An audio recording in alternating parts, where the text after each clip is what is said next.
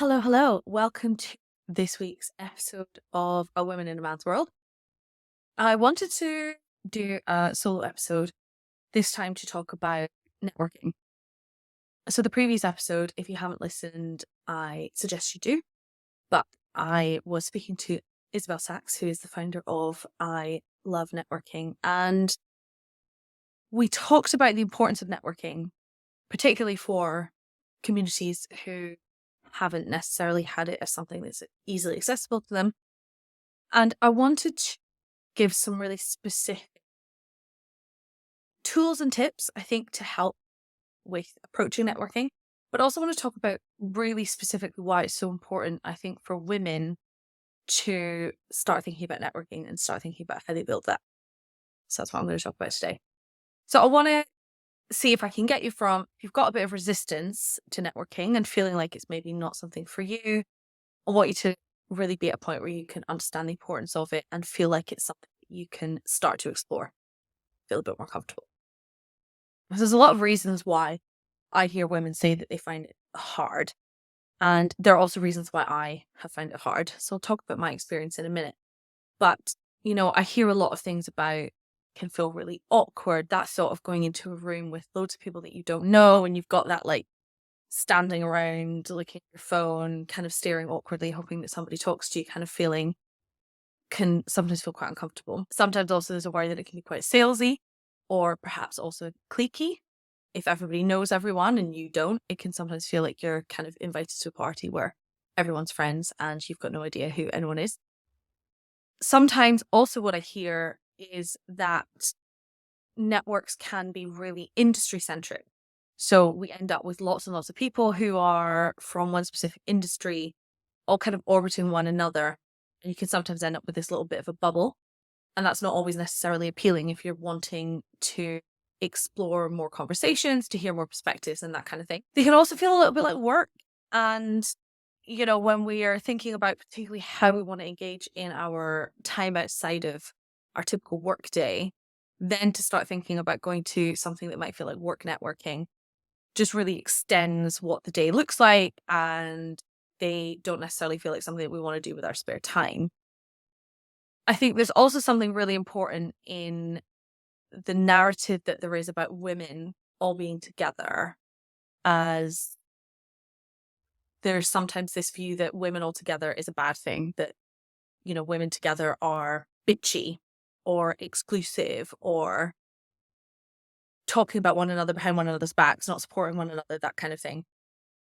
And look, I'm not saying that that doesn't happen, but I do think that this kind of dialogue has created a way of discouraging women from being together in a group. Because the reality is we're actually really bloody powerful when we come together. So there is benefit to the systems that want to oppress us in keeping us from coming together and forming these groups.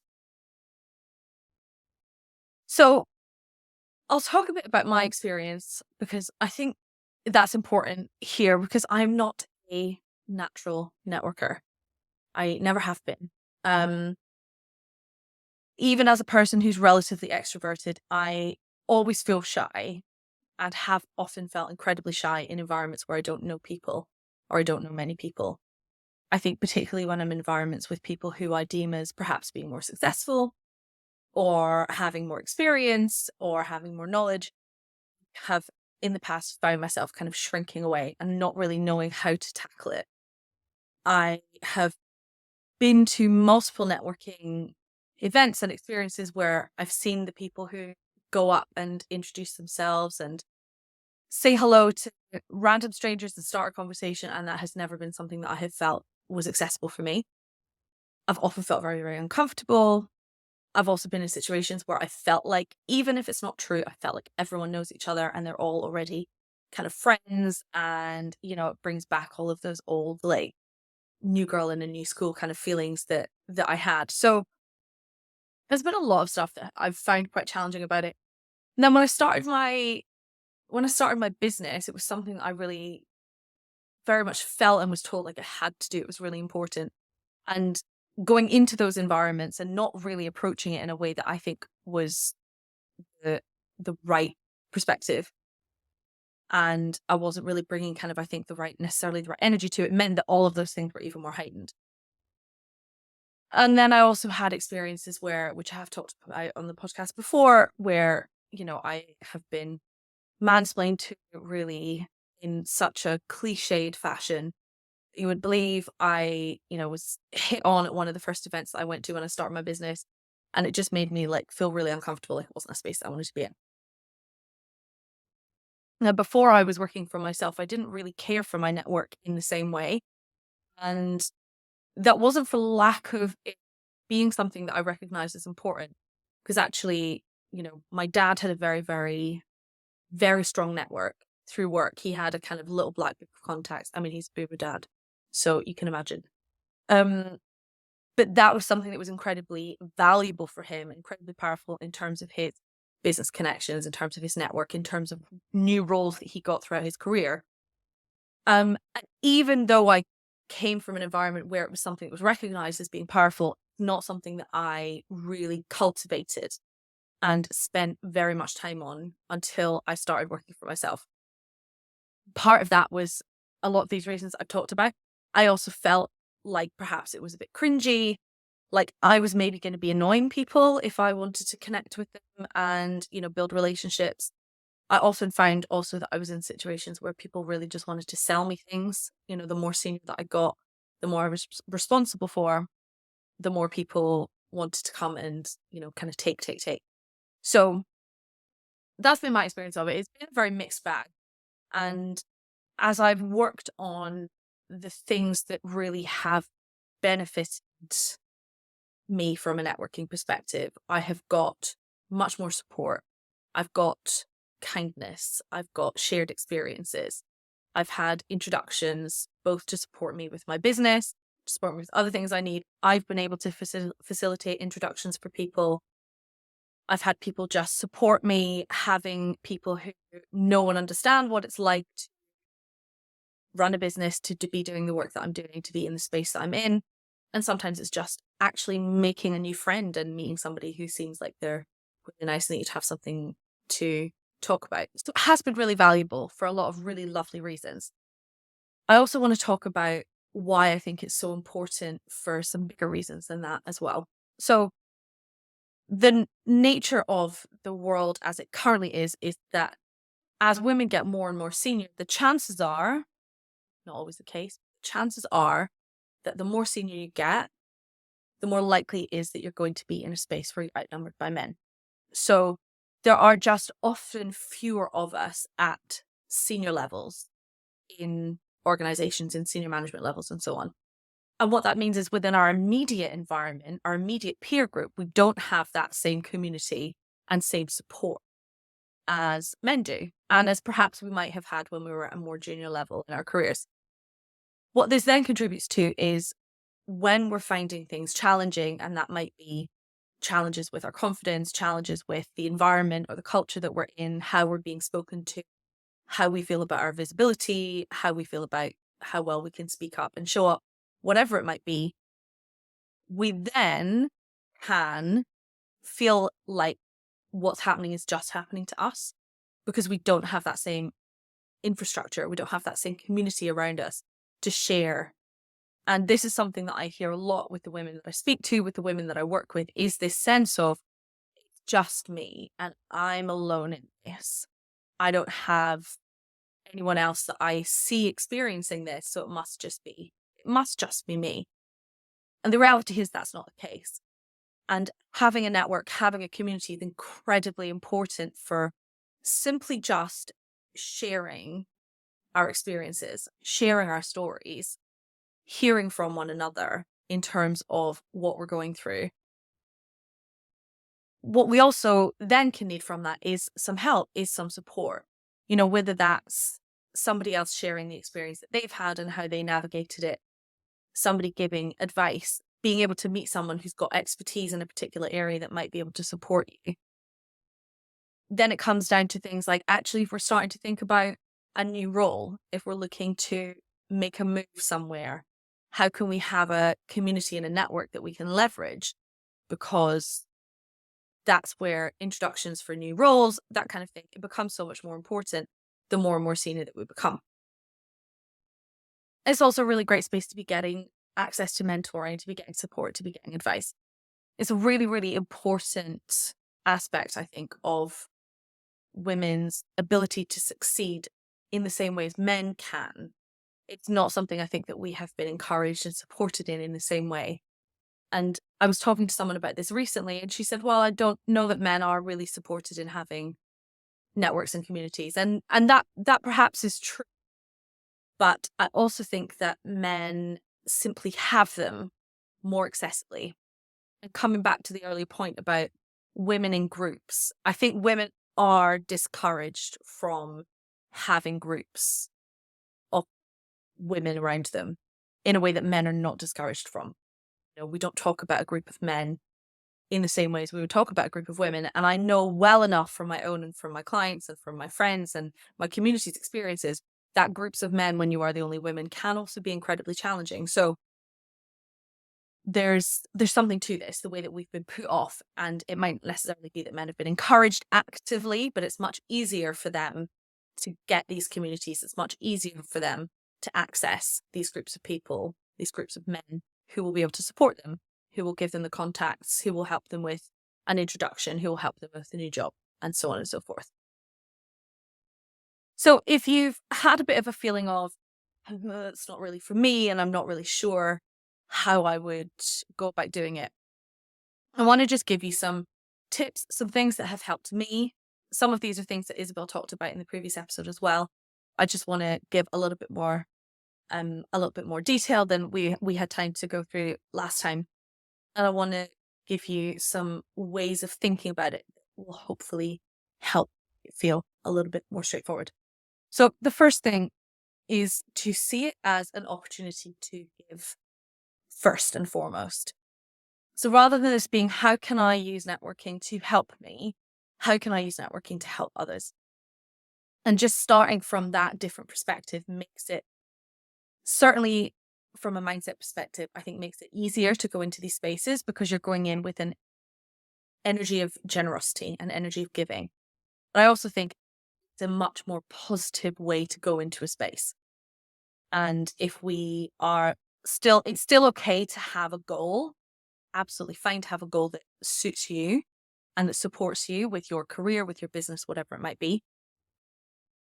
But I think if you're able to go in and think about, well, how could I support people in this space? Who could I introduce them to? How could I help them? What advice could I give? Then we get that reciprocity, and people are far more likely to give once they have received something. So starting just from that energy is really good. I think it makes it easier, but it also makes it work more effectively. So think about what you can bring to people. What do you know? Who do you know? How can you support them? One thing I also find really helpful is just seeing it as a way to, how can I get to know people? How can I make a new friend? And, friend can be quite a loose term. This doesn't have to be somebody who becomes like your best pal that you hang out with every week or anything like that. But how could I just form a meaningful connection with somebody? How can I be interested in a new person rather than, again, I've got to make a contact? It's like, how can I make a friend? That's something that I find really helps me. And it might mean that actually I talk to fewer people, but I'm much more interested in how could I form a better connection with someone I can share things with, who I can get along with, who I'm really, really interested in them, they're interested in me, and so on. Also think you don't have to see networking, community building as something where you go into a space, be it virtual or in person, where it's you and lots of other people. You could do this one-on-one. You can start to build your network just by having coffees, do emails, have an initial contact with one individual person on LinkedIn, whatever it might be. See this as, you can just keep it as a really intimate space if that's something that you're more comfortable with. Also, don't think that it necessarily needs to be something which is taking a lot of your time, but I think it's also important that you're still nurturing that community, that network built up. So are you checking with people? Are you sending messages just to say hi, just to see if anyone needs any support? how do you get in touch with people on a regular basis without it becoming a really big chore? I think if you're going to be doing something where you're going to an event and you're going to be doing something in person, if it's possible, then find out who's going to be there first. See, are there any particular people that you'd be interested in talking to? And that means you have a you feel slightly less like you're kind of a rabbit caught in headlights. Actually, I'd really love to meet this person. I'd really love to know this thing about them. Here's some things that might be helpful that I could support them with. And think about how you would approach a conversation. Like, it's really useful to prepare a little bit in advance, have a little bit of an idea of like what you would want to say, how you might want to interact with someone, what you want to say about yourself. Sure, yes, have your elevator pitch, but also just what are your opening questions? What are the things that you're really interested in knowing about somebody? And preparation can be really useful for just dealing with a little bit of anxiety that can come with it. But that being said, what's really crucial to remember is that no one is thinking about you as much as you. No one is. And no one is paying attention to you as much as you think that they are. People are much more likely to be thinking about themselves and how they're feeling. And if they're feeling like they don't know anyone and they're sort of in the corner on their phone, they're probably much more likely to be feeling awkward about that than noticing that you are feeling awkward. So that's something just is really important to keep in mind as well. Like, no one, honestly, in the nicest of ways, no one cares about you in the same way as you do. And use that then as an opportunity to approach other people. If you think that somebody might be in the same boat, that's a really great way to start a conversation, is to say, hi, oh, do you know anyone here? I don't know anyone either. And then that starts up a conversation. Again, approaching it with the reciprocity rather than, oh God, I hope that somebody comes and talks to me. I don't know anyone. If you can see the opportunity to go and strike up a conversation with somebody who might be feeling a little bit lonely, then that's a really great way to start by giving, first and foremost. And thinking about, how can you facilitate more introductions? How can you introduce someone to someone else? Be that, within a room or just overall within your network. How can you introduce people to one another? That's something that I offer a lot within my network. I'm really happy to do introductions if I think that it's something that's valuable. And that is another way of ensuring that you're approaching it with this giving first mentality.